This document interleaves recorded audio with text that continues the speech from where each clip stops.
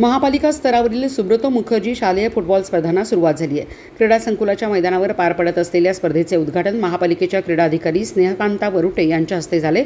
यावेळी सांगली जिल्हा फुटबॉल असोसिएशनचे अध्यक्ष जग्गूभाई सय्यद उपस्थित होते। महापालिका क्षेत्रातील 16 शालेय फुटबॉल संघांनी सहभाग नोंदवला।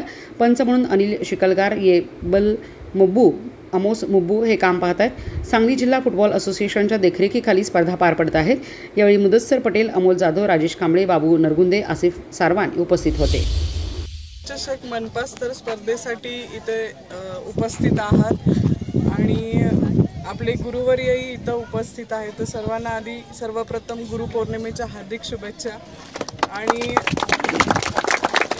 तुम्हालाही स्पर्धेसाठी सर्वांना शुभेच्छा। स्पर्धा निर्विघ्न पार पडावे, पंचांचा निर्णय अंतिम निर्णय मानूनच स्पर्धा घेतल्या जातील आणि सगळ्यांनी डिसिप्लिनमध्ये स्पर्धा पार पाडाव्या याच माझ्या शुभेच्छा असतील। सगळ्यांना ऑल द बेस्ट।